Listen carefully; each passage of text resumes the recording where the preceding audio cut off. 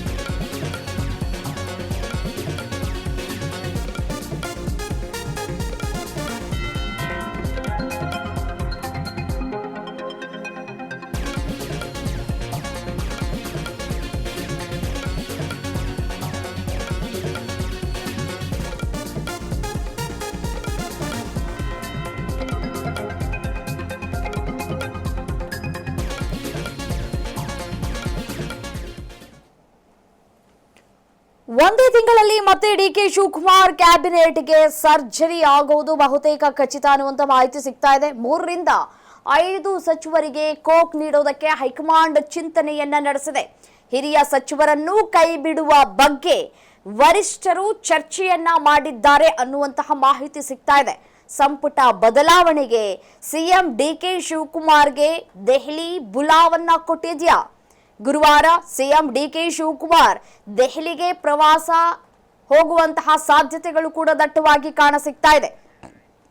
High command ನಾಯಕರ ಜೊತೆ ಸಂಪುಟ ಪುನರ್ರಚನೆಯ ವಿಚಾರಕ್ಕೆ ಸಂಬಂಧಪಟ್ಟಂತೆ ಚರ್ಚೆಗಳಾಗತ್ತೆ. ಸಂಪುಟದಿಂದ ಕೈ ಬಿಡುವ ಚರ್ಚೆಗೆ ಕೆಲ ಸಚಿವರು ಅಸಮಾಧಾನವನ್ನ ಕೂಡ ವ್ಯಕ್ತಪಡಿಸ್ತಾ ಇದ್ದಾರೆ. ಅಸಮಾಧಾನಿತ ರೆಬೆಲ್ ನಾಯಕರಿಗೆ ಅವಕಾಶ ನೀಡುವ ಬಗ್ಗೆ ಚರ್ಚೆಗಳಾಗ್ತಾ ಇದೆ. ಜಾತಿ ಸಮೀಕರಣ, ಹಿರಿತನಕ್ಕೆ ಆದ್ಯತೆ ವಿಚಾರದಲ್ಲಿ ಅಸಮಾಧಾನಗಳು ಸ್ಫೋಟಗೊಂಡಿದೆ.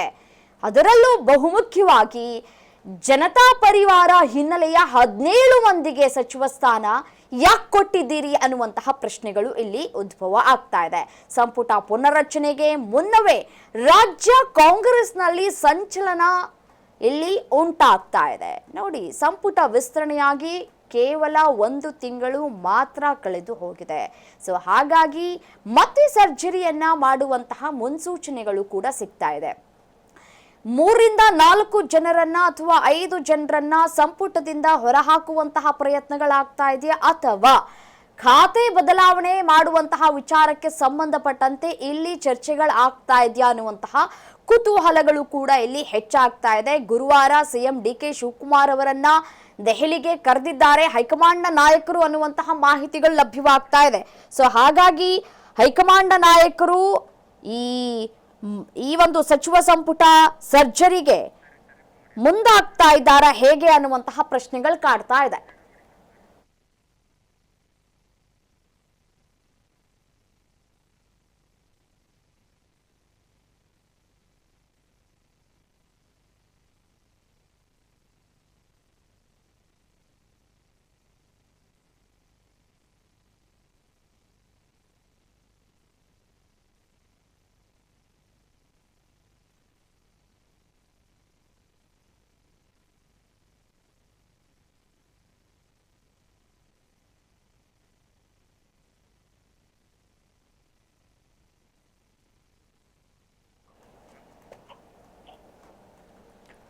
ನೋಡಿ, ಗುರುವಾರ ಸಿಎಂ ಡಿಕೆ ಶಿವಕುಮಾರ್ ದೆಹಲಿಗೆ ತೆರಳುವಂತಹ ಸಾಧ್ಯತೆಗಳು ಇದೆ ಅನ್ನುವಂತಹ ಮಾಹಿತಿಗಳು ಸದ್ಯಕ್ಕೆ ಲಭ್ಯವಾಗ್ತಾ ಇದೆ. ಸಂಪುಟ ವಿಸ್ತರಣೆ ಅಥವಾ ಬದಲಾವಣೆ ಆಗತ್ತಾ? ರಾಜ್ಯ ರಾಜಕೀಯದ ಮತ್ತೊಂದು ಸ್ಫೋಟಕ ಸುದ್ದಿ ಇದು. ನೋಡಿ, 1 ತಿಂಗಳಲ್ಲಿ ಮತ್ತೆ ಡಿಕೆ ಶಿವಕುಮಾರ್ ಅವರ ಕ್ಯಾಬಿನೆಟ್ನಲ್ಲಿ ಸರ್ಜರಿ ಮಾಡೋದಕ್ಕೆ ಸಿದ್ಧತೆಗಳಾಗ್ತಾ ಇದೆ ಅನ್ನುವಂತಹ ಮಾಹಿತಿ ಸಿಗ್ತಾ ಇದೆ. 3ರಿಂದ 5 ಸಚಿವರನ್ನ ಕೈ ಬಿಡುವಂತಹ ಮಾಹಿತಿಗಳು ಕೂಡ ಲಭ್ಯವಾಗ್ತಾ ಇದೆ. ಯಾರ್ಯಾರನ್ನ ಕೈ ಬಿಡಬಹುದು? ಹಿರಿಯ ನಾಯಕರಿಗೆ ಕೋಕ್ ಕೊಡುವಂತಹ ಸಾಧ್ಯತೆಗಳು ಕೂಡ ಇಲ್ಲಿ ದಟ್ಟವಾಗಿ ಕಾಣ ಸಿಗ್ತಾ ಇದೆ. ಸೊ ಹಾಗಾಗಿ ಈ ಸಿಎಂ ಡಿ.ಕೆ. ಶಿವಕುಮಾರ್ ಅವರು ದೆಹಲಿಗೆ ತೆರಳುತ್ತಾರೆ ಅನ್ನುವಂತಹ ಮಾಹಿತಿ ಸಿಗ್ತಾ ಇದೆ. ಸೊ ಜಾತಿ ಸಮೀಕರಣ ಮತ್ತೆ ಹಿರಿತನವನ್ನ ಸರಿದೂಗಿಸೋದಕ್ಕೆ ಹೈಕಮಾಂಡ್ ಯಾವ ಹೊಸ ಮುಖಗಳಿಗೆ ಅವಕಾಶವನ್ನ ನೀಡುವುದಕ್ಕೆ ಚಿಂತನೆಯನ್ನ ಮಾಡ್ತಾ ಇದೆ ಅನ್ನುವಂತಹ ಪ್ರಶ್ನೆಯೂ ಕೂಡ ಇಲ್ಲಿ ಉದ್ಭವ ಆಗ್ತಾ ಇದೆ. ಈ ಸಂಪುಟ ಬದಲಾವಣೆ ರಾಜಕೀಯವಾಗಿ ಕಾಂಗ್ರೆಸ್ಗೆ ಎಷ್ಟು ಪ್ರಮುಖ ಆಗ್ಲಿಕ್ಕಿದೆ ಅನ್ನುವಂತಹ ಮಾಹಿತಿಗಳು ಅಥವಾ ಪ್ರಶ್ನೆಗಳು ರಾಜಕೀಯ ವಲಯದಲ್ಲೂ ಕೂಡ ಈಗಾಗಲೇ ಸಾಕಷ್ಟು ಕೇಳಿ ಸಿಗ್ತಾ ಇದೆ.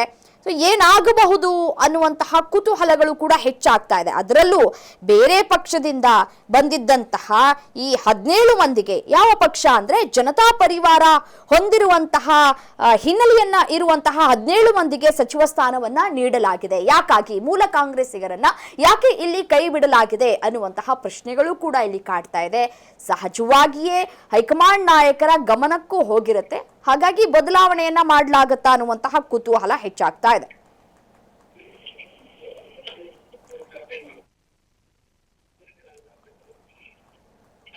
ಏನು ಇದೇ ವಿಚಾರಕ್ಕೆ ಸಂಬಂಧಪಟ್ಟಂತೆ ಮತ್ತಷ್ಟು ಡೀಟೇಲ್ಸ್ ಕೊಡ್ತಾ ಹೋಗ್ತಾರೆ. ಹಬೀಬ್ ನೇರ ಸಂಪರ್ಕದಲ್ಲಿ ಜಾಯಿನ್ ಆಗಿದ್ದಾರೆ. ಹಬೀಬ್, ಹೈಕಮಾಂಡ್ ಈ ನಿರ್ಧಾರವನ್ನ ತೆಗೆದುಕೊಳ್ಳೋದಕ್ಕೆ ಪ್ರಮುಖವಾದಂತಹ ಅಂಶಗಳು ಯಾವ್ಯಾವು, ಯಾವ ಮಾನದಂಡವನ್ನ ಇಲ್ಲಿ ಅನುಸರಣೆಯನ್ನ ಮಾಡಲಾಗ್ತಾ ಇದೆ ಅಂತ ಹೇಳಿ.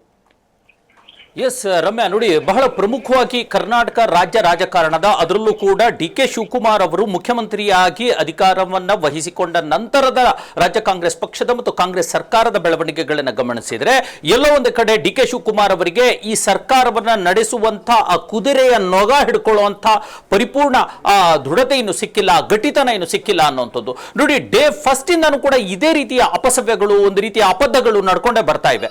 ರಾಜಕಾರಣದಲ್ಲಿ ಅದನ್ನು ಕರೆಯೋದಾದರೆ ಬಿಗಿತನ ಸಿಗ್ತಾ ಇಲ್ಲ ಅನ್ನುವಂಥದ್ದು. ಯಾರು ಮುಂದಾಳತ್ವವನ್ನು ವಹಿಸಿದ್ದಾರೆ, ಯಾರು ದಳಪತಿಯಾಗಿದ್ದಾರೆ, ಯಾರು ಸರ್ಕಾರದ ಹಿಡಿತವನ್ನು ಇಟ್ಕೊಂಡಿದ್ದಾರೆ, ಲಗಾಮನ್ನ ಹಿಡ್ಕೊಂಡಿದ್ದಾರೆ, ಅವರಿಗೆ ಲಗಾಮನ್ನ ಸರಿಯಾಗಿ ಹಿಡ್ಕೊಳ್ಳಕ್ ಬರ್ತಿಲ್ಲ ಅನ್ನುವಂಥ ಪ್ರಶ್ನೆಗಳು, ಚರ್ಚೆಗಳು ನಡೀತಾ ಇರತಕ್ಕಂಥದ್ದು. ಮೊದಲ ಬಾರಿ ಅಲ್ಲಿ ಯಾರ್ಯಾರು ಸಚಿವರಾಗಬೇಕು ಅನ್ನುವಂಥ ದೊಡ್ಡ ಮಟ್ಟದ ಚರ್ಚೆ, ಅದು ಗೊಂದಲಗಳು ನಡೀತು. ಅದರ ನಂತರ ಎರಡನೇ ಬಾರಿ ಯಾರ್ಯಾರು ಸಚಿವರಾಗಬೇಕು ಅನ್ನುವಂಥದ್ದು ದೊಡ್ಡ ಮಟ್ಟದ ಒಂದು ರೀತಿಯ ಬಂಡಾಯ ಅನ್ನೋ ತರಾನೇ ಆಗೋಯ್ತು. ಆದರೆ ಯಾವಾಗ ಆಗಸ್ಟ್ 3ಕ್ಕೆ ಎರಡನೇ ಹಂತದ ಒಂದು ಸಚಿವ ಸಂಪುಟ ವಿಸ್ತರಣೆ ಆಯಿತು, ಅದರ ನಂತರ ಇನ್ನು ಒಂದು ತಿಂಗಳು ಕಳೆದಿಲ್ಲ, ಅವರಿಗೆ ಖಾತೆ ಹಂಚಿಕೆ ಮಾಡಿ ಒಂದು 15 ದಿನಾನೂ ಕೂಡ ಆಗಿಲ್ಲ. ಈಗಾಗಲೇ ಮತ್ತೆ ಸಚಿವ ಸಂಪುಟ ಮತ್ತೆ ವಿಸ್ತರಣೆ ಅಥವಾ ಪುನರ್ರಚನೆ ಅಥವಾ ಬೇರೆ ಬೇರೆ ರೀತಿಯನ್ನ ಬದಲಾವಣೆ ಆಗ್ತಾ ಇದೆ ಅಂತಂದ್ರೆ ಇದು ರಾಜ್ಯ ಕಾಂಗ್ರೆಸ್ ಸರ್ಕಾರದ ನಾಯಕತ್ವದ ಕೊರತೆಯ ಅಥವಾ ಹೈಕಮಾಂಡ್ನ ದೌರ್ಬಲ್ಯವ ಅಥವಾ ಇಲ್ಲಿರ್ತಕ್ಕಂಥ ಆಡಳಿತ ಯಾರು ನಡೆಸ್ತಾ ಇದ್ದಾರೆ, ಅಧಿಕಾರ ಯಾರು ಹಿಡಿದಿದ್ದಾರೆ, ಅವರ ವಿಫಲತೆಯ ಅನ್ನುವಂಥ ಸಾಕಷ್ಟು ಪ್ರಶ್ನೆಗಳು ಕೂಡ ಹುಟ್ಕೊಳ್ತಾ ಇರತಕ್ಕಂಥದ್ದು. ಈ ಹಿನ್ನೆಲೆಯಲ್ಲಿ ಈಗಾಗಲೇ ಕಾಂಗ್ರೆಸ್ನ ಹಲವಾರು ಹಿರಿಯ ನಾಯಕರು ತಮ್ಮ ಅಪಸ್ವರವನ್ನ ಮತ್ತು ಅಸಮಾಧಾನವನ್ನ ತಮ್ಮ ದೊಡ್ಡ ಮಟ್ಟದಲ್ಲಿ ಸ್ಫೋಟಗೊಂಡಿರ್ತಕ್ಕಂಥದ್ದು. ನೋಡಿ, ಉತ್ತರ ಕರ್ನಾಟಕದ ಅಪ್ಪಾಜಿಗೌಡ ನಾಡಗೌಡರು ಅನ್ನುವಂತ 6 ಬಾರಿ ಶಾಸಕರಾಗಿರ್ತಕ್ಕಂಥ ಒಬ್ಬ ಶಾಸಕರಿಗೆ ಇಲ್ಲಿವರೆಗೂ ಸಚಿವ ಸ್ಥಾನ ಸಿಕ್ಕಿಲ್ಲ. ಅವರು ದೊಡ್ಡ ಮಟ್ಟದ ಆರೋಪ ಮಾಡಿದ್ರು. ನೀವು ಮೈಸೂರು ಭಾಗಕ್ಕೆ ಬಂದ್ರೆ ತನ್ವೀರ್ ಸೇಠ್ ಅವರಿಗೆ, ಅವರು ಕೂಡ 5-6 ಬಾರಿ ಶಾಸಕರಾಗಿರ್ತಕ್ಕಂಥದ್ದು, ಅವರಿಗೂ ಕೂಡ ಸಿಕ್ಕಿಲ್ಲ. ಹೊಸಬರಿಗೆ ಇತ್ತೀಚೆಗೆ 1 ಬಾರಿ 2 ಬಾರಿ ಗೆದ್ದಿರ್ತಕ್ಕಂಥವರಿಗೆ ಬೇರೆ ಬೇರೆ ರಾಜಕೀಯ ಕಾರಣಗಳಿಗೆ, ಅಂದ್ರೆ ಮೊನ್ನೆ ನಡೆದಿರ್ತಕ್ಕಂಥ ಬೈ ಎಲೆಕ್ಷನ್ ನ ವಿಚಾರಗಳನ್ನು ಗಮನದಲ್ಲಿಟ್ಕೊಂಡು ಬೇರೆ ನಾಯಕರಿಗೆ ಸಿಗುತ್ತೆ, ಆದ್ರೆ ಹಿರಿಯ ನಾಯಕರಿಗೆ ಸಿಗ್ತಿಲ್ಲ ಅನ್ನುವಂಥದ್ದು. ಇದೆಲ್ಲದರ ನಡುವೆ ಈಗಾಗಲೇ ಬೇಳೂರು ಗೋಪಾಲಕೃಷ್ಣ ಅಂತವರಾಗಲಿ ಅಥವಾ ಅಶೋಕ್ ಪಟ್ಟಣ್ ಅಂತವರಾಗಲಿ ತಮ್ಮ ಒಂದು ಅಪಸ್ವರವನ್ನು ಯಾವಾಗಲೂ ಕೂಡ ಎತ್ಕೊಂಡೇ ಬರ್ತಾ ಇದ್ದಾರೆ. ಬಹಳ ಪ್ರಮುಖವಾಗಿ ಶಿರಾದ ಮತ್ತೊಬ್ಬ ಹಿರಿಯ ಮಾಜಿ ಸಚಿವ ಮತ್ತು ಹಿರಿಯ ಶಾಸಕರು ಕೂಡ ಆಗಿರ್ತಕ್ಕಂಥ ಟಿ.ಬಿ. ಜಯಚಂದ್ರ ಅವರಿಗೆ ಸಚಿವ ಸ್ಥಾನ ಸಿಕ್ಕಿಲ್ಲ. ಆರ್.ವಿ. ದೇಶಪಾಂಡೆ ಅಂತವರ ಹಿರಿಯ ನಾಯಕರಿಗೆ ಸಿಕ್ಕಿಲ್ಲ. ಎಚ್.ಕೆ. ಪಾಟೀಲ್ ಅಂತ ಹಿರಿಯ ಮಾಜಿ ಸಚಿವರು ಮತ್ತು ಹಿರಿಯ ಶಾಸಕರು ಮತ್ತು ಕಾಂಗ್ರೆಸ್ನ ಹಿರಿಯ ನಾಯಕರು ಆಗಿರ್ತಕ್ಕಂಥವರಿಗೆ ಸಚಿವ ಸ್ಥಾನ ಸಿಕ್ಕಿಲ್ಲ. ಇವೆಲ್ಲವೂ ಕೂಡ ಎಲ್ಲೋ ಒಂದು ಕಡೆ ಗೊಂದಲದ ಗೂಡಾಗಿ ಪರಿಣಮಿಸ್ತಾ ಇದೆ ಅನ್ನುವಂಥದ್ದು. ಹಾಗಾಗಿ ಈಗ ನೋಡಿ, ಈಗ ಮೊನ್ನೆ 2ನೇ ಪಟ್ಟಿ ರಿಲೀಸ್ ಆಯ್ತಲ್ಲ, ಆ ಪಟ್ಟಿಯ ಅಪಸವ್ಯಗಳನ್ನೇ ನೀವು ನೋಡ್ತಾ ಹೋಗಿ, ಅಲ್ಲಿ ಮಂಕಾಳ ವೈದ್ಯ ಅವರ ಹೆಸರಿತ್ತು, ಸಡನ್ ಆಗಿ ಟೈಪೋ ಎರರ್ ಅನ್ನುವಂಥ ಮಾತನ್ನು ಹೇಳಿಬಿಟ್ಟು ಮಂಕಾಳ ವೈದ್ಯ ಅವರ ಹೆಸರನ್ನೇ ತೆಗೆದು ಹಾಕಲಾಗುತ್ತೆ. ಅಲ್ಲಿ ಶಾಂತಗೌಡ ಅನ್ನುವಂಥ ಒಂದು MLC ಅದೇ ತಾನೇ ಕೇವಲ 1 ವಾರದ ಹಿಂದೆ MLC ಆಗಿ, ಅದರಲ್ಲೂ ಕೋರ್ಟ್ ಮೂಲಕ, ಕೋರ್ಟ್ ಕಟಕಟೆಯ ಹತ್ತಿ ಅಲ್ಲಿ ಖಟ್ಲೆ ಮೂಲಕ ಕೇಸ್ ದಾಖಲಿಸಿ MLC ಆಗಿರ್ತಕ್ಕಂಥವ್ರಿಗೆ ಸಚಿವ ಸ್ಥಾನ ಅನೌನ್ಸ್ ಆಗಿಬಿಡುತ್ತೆ ಅಂತಂದ್ರೆ ಇದು ಯಾವ ರೀತಿಯ ರಾಜಕಾರಣ ನಡೀತಾ ಇದೆ ಅನ್ನೋದು. ಯಾಕಂದ್ರೆ ಹಿರಿಯ ರಾಜಕಾರಣಿಗಳು ಸರ್ಕಾರದ ಪರವಾಗಿ ಹಲವಾರು ಕೆಲಸಗಳನ್ನು ಮಾಡಿರ್ತಕ್ಕಂಥವ್ರು ಬೇಕಾದ ಜನ ಇದ್ರು. ಆದ್ರೂ ಕೂಡ ಅವರನ್ನು ಬಿಟ್ಟು ಶಾಂತನಗೌಡ ಅವರಿಗೆ ತಗೊಳ್ತಾರೆ ಅಂತಂದ್ರೆ ಅಲ್ಲೂ ಕೂಡ ಸಾಕಷ್ಟು ಗೊಂದಲಗಳು ಉಂಟಾಗಿತ್ತು. ಆದ್ರೆ ಸದ್ಯಕ್ಕೆ ಶಾಂತನಗೌಡ ಅವರನ್ನ ಸ್ಟೇ ಮಾಡಲಾಗಿದೆ. ಅವರ ಹೆಸರನ್ನ ಕೈಬಿಟ್ಟು 19 ಜನಕ್ಕಷ್ಟೇ ಅಲ್ಲಿ ಓತನ್ನ ಕೊಡಲಾಯಿತು. ಆದ್ರೆ ಇಲ್ಲಿವರೆಗೂ ಕೂಡ ಆ ಮಹಿಳಾ ಸದಸ್ಯೆಯ ಒಂದು ಖಾತೆಯನ್ನ ತುಂಬೋದಕ್ಕೆ ರಾಜ್ಯ ಕಾಂಗ್ರೆಸ್ ಸರ್ಕಾರಕ್ಕೆ ಸಾಧ್ಯ ಆಗ್ತಾ ಇಲ್ಲ, ಹೈಕಮಾಂಡ್ಗೆ ಸಾಧ್ಯ ಆಗ್ತಾ ಇಲ್ಲ. ಒಂದ್ ಕಡೆ ಇರಬಹುದು ಡಿ.ಕೆ. ಶಿವಕುಮಾರ್ ಅವರ ಬಣ, ತಮ್ಮ ಬಣದವರಿಗೆ ಅದನ್ನ ಕೊಡಬೇಕು, ಲಕ್ಷ್ಮೀ ಹೆಬ್ಬಾಳ್ಕರ್ ಅವರಿಗೆ ಕೊಡಬೇಕು ಅನ್ನುವಂಥದ್ದು. ಮತ್ತೊಂದು ಕಡೆ ಸಿದ್ದರಾಮಯ್ಯನವರ ಬಣ ಇಲ್ಲ, ತಾವು ಸೂಚಿಸಿರ್ತಕ್ಕಂಥ ಮಾಜಿ ಸಚಿವೆ ಕೂಡ ಆಗಿರ್ತಕ್ಕಂಥ ಉಮಾಶ್ರೀ ಅವರಿಗೆ ಕೊಡಬೇಕು ಅನ್ನುವಂಥದ್ದು. ಆದ್ರೆ ಒಗ್ಗಟ್ಟಿನ ತೀರ್ಮಾನಕ್ಕೆ ಬರಲಿಕ್ಕೆ ಯಾಕೆ ಸಾಧ್ಯ ಆಗ್ತಾ ಇಲ್ಲ? ಎಲ್ಲಿ ವ್ಯತ್ಯಯ ಆಗ್ತಾ ಇದೆ?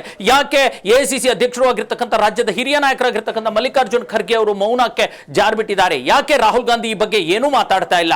ಯಾಕೆ ಇನ್ನಿತರ ಈ ಕಾಂಗ್ರೆಸ್ ಉಸ್ತುವಾರಿಯನ್ನು ಹೊತ್ತಿರ್ತಕ್ಕಂಥ ರಣದೀಪ್ ಸಿಂಗ್ ಸುರ್ಜೇವಾಲಾ ಆಗಿರಲಿ ಅಥವಾ ಕೆ ಸಿ ವೇಣುಗೋಪಾಲ್ ಅವರಾಗ್ಲಿ, ಯಾಕೆ ಅವರು ಮಾತಾಡ್ತಿಲ್ಲ? ಈ ಬಗ್ಗೆ ಒಂದು ಸ್ಪಷ್ಟ ತೀರ್ಮಾನವನ್ನು ತೆಗೆದುಕೊಳ್ತಿಲ್ಲ ಅನ್ನುವಂಥದ್ದು ದೊಡ್ಡ ಮಟ್ಟದ ಚರ್ಚೆ ಆಗ್ತಾ ಇದೆ. ಈ ಎಲ್ಲ ಬೆಳವಣಿಗೆಗಳ ನಡುವೆ ಈಗ ರಾಜ್ಯ ರಾಜಕಾರಣ, ಈಗ ಬಿಜೆಪಿ ಮತ್ತು ಜೆಡಿಎಸ್ ಎರಡೂ ಕೂಡ ಇಲ್ಲಿನ ಕಾಂಗ್ರೆಸ್ ಪಕ್ಷಕ್ಕೆ, ಸರ್ಕಾರಕ್ಕೆ ಒಂದು ರೀತಿಯ ಚಾಟಿ ಏಟನ್ನ ನೀಡ್ತಾ ಇದ್ದಾರೆ. ಬಿಡದಿಯ ಹೋರಾಟ, ಇತ್ತ ಕಡೆ ನಾಗೇಂದ್ರ ರಾಜೀನಾಮೆ. ಹಾಗಾಗಿ ಗಮನಿಸಬೇಕಾದಂತಹ ಅಂಶವೂ ಕೂಡ ಇದೆ.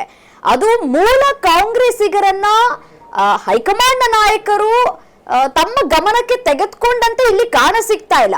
ಮೊದಲಿಗೆ ಆರಂಭದಲ್ಲಿ ಹಿರಿಯರು ಮತ್ತೆ ಕಿರಿಯರು ಅಂತ ಹೇಳಿ ಪರಿಗಣನೆಗೆ ತೆಗೆದುಕೊಂಡು ಈಗ ಜನತಾ ಪರಿವಾರ ಅನ್ನುವಂತಹ ವಿಚಾರವನ್ನ ಇಟ್ಕೊಂಡು 17 ಮಂದಿಯ ಸಚಿವ ಸ್ಥಾನಕ್ಕೆ ಕುತ್ತು ಬೀಳುವಂತಹ ಸಾಧ್ಯತೆಗಳು ಕೂಡ ಇಲ್ಲಿ ದಟ್ಟವಾಗಿ ಕಾಣ ಸಿಗ್ತಾ ಇದೆ. ಹೌದಾ, ಯಾಕೆ ಈ ರೀತಿಯಾಗಿ ಅಂತ ಬದಲಾವಣೆ ಮಾಡಬೇಕು ಅಂತ ಅನ್ನಿಸ್ತಾ ಇದೆ ಅಂತ ಹೇಳಿ? Yes, exactly. ನೋಡಿ, ಯಾವಾಗ 2005ರಲ್ಲಿ ಸಿದ್ದರಾಮಯ್ಯನವರು ಜನತಾ ಪರಿವಾರವನ್ನ, ಜನತಾ ದಳವನ್ನ ತ್ಯಜಿಸಿ 2006ರಲ್ಲಿ ಕಾಂಗ್ರೆಸ್ ಪಕ್ಷಕ್ಕೆ ಸೇರ್ಪಡೆಗೊಳ್ತಾರೋ ಅವತ್ತೇ ಸಿದ್ದರಾಮಯ್ಯನವರ ಶಕ್ತಿ ಏನು ಮತ್ತು ಸಿದ್ದರಾಮಯ್ಯ ಯಾವ ರೀತಿ ಮಾಸ್ ಲೀಡರ್ ಅನ್ನುವಂಥದ್ದು ಇಡೀ ಕಾಂಗ್ರೆಸ್ ಪಕ್ಷದ ಅರಿವಿಗೆ ಬರುತ್ತೆ. ಇದು ಕೇವಲ ರಾಜ್ಯದ ನಾಯಕರಿಗಷ್ಟೇ ಅಲ್ಲ, ಸೋನಿಯಾ ಗಾಂಧಿ ಅರಿವಿಗೂ ಬರುತ್ತೆ. ಅವರು ಅವಾಗಲೇ ಇಮಿಡಿಯೇಟ್ ಆಗಿ ಅವರನ್ನ ವಿರೋಧ ಪಕ್ಷದ ನಾಯಕರನ್ನಾಗಿ ಆಯ್ಕೆ ಮಾಡ್ತಾರೆ. ಹಾಗಾಗಿ ಅಲ್ಲಿಂದ ಬೆಳೆದು ಬಂದಿರತಕ್ಕಂಥ, ಜೊತೆಗೆ ಸಿದ್ದರಾಮಯ್ಯನವ್ರ ಜೊತೆಗೆ ಬಂದಿರತಕ್ಕಂಥ ಎಲ್ಲ ಜನತಾ ಪರಿವಾರದ ನಾಯಕರಿದ್ದಾರಲ್ಲ, ಇವತ್ತಿನ ಕ್ಯಾಬಿನೆಟ್ ನಲ್ಲೂ ಕೂಡ ಈಗಿರ್ತಕ್ಕಂಥ ಸಚಿವ ಸಂಪುಟದಲ್ಲೂ ಕೂಡ 17 ಜನ ಜನತಾ ಪರಿವಾರದ ಮೂಲದವರೇ ಇದ್ದಾರೆ ಅನ್ನುವಂಥದ್ದು ಎಲ್ಲೋ ಮೂಲ ಕಾಂಗ್ರೆಸ್ಸಿಗರಿಗೆ ಒಂದಷ್ಟು ಕಿರಿಕಿರಿಯನ್ನು ಹುಟ್ಟುಹಾಕ್ತಾ ಇದೆ. ಇದು ಇವತ್ತಿನದಲ್ಲ, ಮೂಲ ಕಾಂಗ್ರೆಸ್ಸಿಗರು ಮತ್ತು ವಲಸೆ ಕಾಂಗ್ರೆಸ್ಸಿಗರ ಹೋರಾಟ, ಹೊಡೆದಾಟ ಇವತ್ತಿನದಲ್ಲ. ಹಾಗಾಗಿ ಅದೊಂದು ಅಪಸ್ವರವು ಕೂಡ ಎದ್ದಿದೆ. ಹಾಗಾಗಿ ಈ ವಿಚಾರವನ್ನು ಕೂಡ ಹೈಕಮಾಂಡ್ ಎದುರುಗಡೆ ಇಡುವಂಥದ್ದು.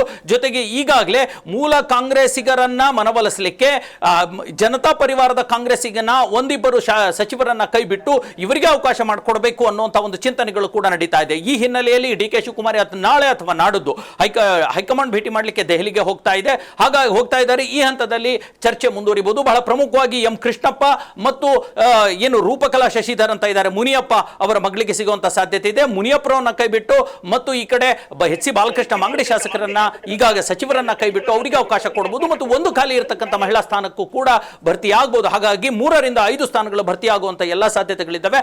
ಆದರೆ ಡಿ ಕೆ ಶಿವಕುಮಾರ್ ಅವರ ವೈಫಲ್ಯ ಇದು ಕಂಡು ಬರ್ತಿದೆಯಾ ಅನ್ನುವಂಥ ಚರ್ಚೆ ಹೆಚ್ಚಾಗಿದೆ. Ramya, right, thank you ಡೀಟೇಲ್ಸ್ಗೆ.